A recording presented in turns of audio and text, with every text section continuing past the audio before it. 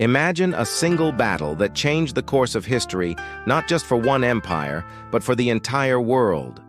A battle that determined who controlled the flow of wealth, ideas, and secrets for 1,000 years.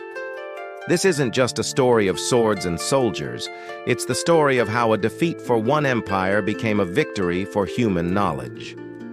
In the year 751, in the vast, wind-swept plains of the Talas River Valley in modern-day Kyrgyzstan, two of the world's most powerful empires were on a collision course. From the east came the mighty Tang dynasty of China, their banners snapping in the wind, their armor glinting under the Central Asian sun. Led by the ambitious general Gao Xianzhi, they were pushing westward, seeking to extend their dominion over the lucrative Silk Road, forging alliances and projecting their immense power. Waiting for them across the valley were the forces of the newly risen Abbasid Caliphate. Disciplined, battle-hardened, and strategically brilliant, they were determined to defend their frontier and halt the Tang expansion. For both empires, this was more than a skirmish. It was a defining moment. Two civilizations, two faiths, two ambitions, and only one road. The fate of Central Asia, and much more, hung in the balance. Inside the Tang command tent, the air was thick with tension. General Gao Xianzhi, a veteran of many campaigns, pored over his maps by the flickering light of oil lamps. He was confident in his elite troops, but his advisors were whispering warnings. Their allies, the Karluk mercenaries, were restless, their loyalty uncertain. A single betrayal could unravel everything. Gao, a man driven by ambition, pushed the warnings aside. The prize was too great to be swayed by fear. He gave the order to prepare for battle. As dawn broke over the valley, the world held its breath. The silence was shattered by the thunder of drums and the blare of trumpets. Then, the two armies clashed in a maelstrom of steel, dust, and blood. The Tang crossbowmen unleashed devastating volleys, while the Abbasid cavalry charged with fearsome courage. For hours, the battle raged, a brutal, swirling melee with neither side gaining a clear advantage. The Tang army fought with the discipline and ferocity that had made their empire legendary. But then, the unthinkable happened. The Karluk mercenaries, seeing an opportunity, turned their swords against their former allies. They launched a surprise attack on the Tang rear, plunging Gao's forces into chaos. Caught between the relentless Abbasid advance and the treacherous Karluks, the Tang lines buckled, then broke. It was a catastrophe.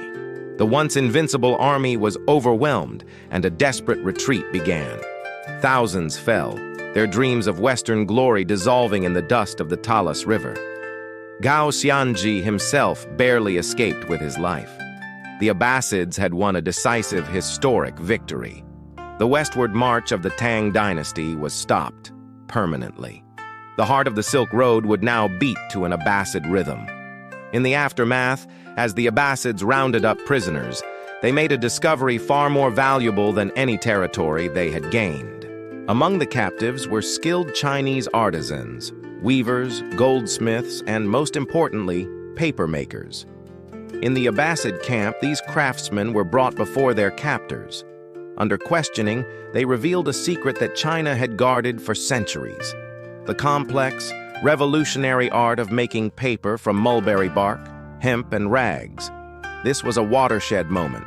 Before Talas, the Islamic world, like Europe, relied on expensive and cumbersome materials like parchment and papyrus. But now, with this new knowledge, everything changed. The secret of papermaking spread like wildfire from Samarkand to Baghdad, Damascus, and Cairo. Paper mills sprang up across the caliphate. Suddenly, knowledge could be recorded, copied, and disseminated on a scale never before imagined. It empowered scholars to write vast encyclopedias, poets to compose timeless verses, and bureaucrats to run a sprawling empire with unprecedented efficiency. The House of Wisdom in Baghdad flourished, fueled by an endless supply of cheap, accessible paper. The defeat at Talas had inadvertently gifted the Islamic Golden Age one of its most essential tools. Meanwhile, back in China, another world-changing invention was brewing, born not from war, but from a quest for eternal life. In the quiet workshops of 9th century China, Taoist alchemists were tirelessly experimenting, mixing substances in their search for an elixir of immortality. They combined sulfur, charcoal, and a crystalline powder called saltpeter. They heated the mixture, hoping for a miracle. One fateful night, a stray spark fell into the concoction. The result was not eternal life, but a sudden, violent flash of fire and smoke. They had stumbled upon something extraordinary. They called it huo yao, or fire medicine. We know it as gunpowder. At first, its use was peaceful, even beautiful. The Chinese used it to create spectacular fireworks, delighting the imperial court with dragons of light and flowers of fire. But its military potential was too obvious to ignore.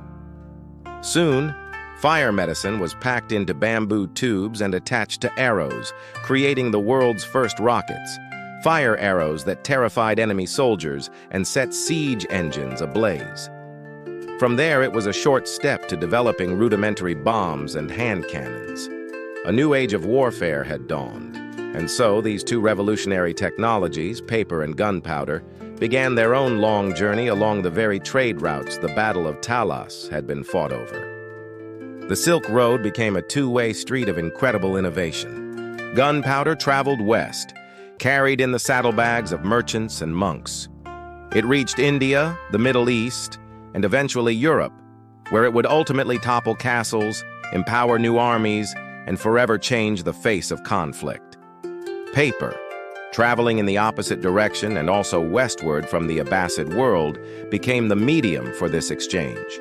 It carried not just military secrets, but contracts for silk, spices, and horses. It carried the words of Buddhist scriptures, Christian gospels, and Islamic law. It carried scientific treatises, philosophical debates, and epic poems. The caravanserais, the bustling roadside inns of the Silk Road, which were once just places of rest, became vibrant hubs of exchange. In their courtyards, you could hear dozens of languages, see goods from a dozen civilizations, and witness the quiet, powerful trade of ideas. Nowhere is this fusion of cultures more beautifully preserved than in the Dunhuang Caves, a stunning oasis of art and faith on the edge of the Gobi Desert. Here, for 1,000 years, monks carved and painted magnificent Buddhist heavens onto stone walls. But look closer, and you'll find something else. Graffiti left by passing travelers. Inscriptions in Chinese, Sogdian, Tibetan, Hebrew, and dozens of other languages. Each mark is a testament to a real person who passed this way, a merchant sealing a deal, a pilgrim on a spiritual quest, a diplomat on a mission. The caves are a library of stone, a guest book for the ancient world. Step out of the caves and into a typical Silk Road marketplace, and you'd see this cultural collision in vibrant action. A Persian merchant, his stall laden with exquisite blue and white porcelain from China, haggles with a caravan leader. A few steps away, an Indian trader carefully measures out precious saffron and fragrant spices. A Sogdian translator, master of multiple languages, effortlessly bridges the gap between a Byzantine buyer and a Turkic horse trader. This was the true legacy of the Silk Road. It was never just about silk. It was a living, breathing network that connected humanity.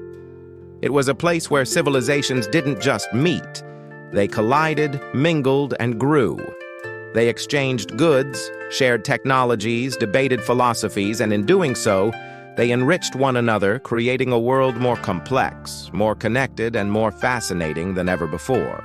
The echoes of that single battle at Talas River rippled outwards, shaping the world we live in today in ways we are still just beginning to understand. Thank you so much for watching. If you found this journey into the past as fascinating as I did, don't forget to like this video, subscribe to the channel, and hit that notification bell so you don't miss our next adventure into history. See you next time.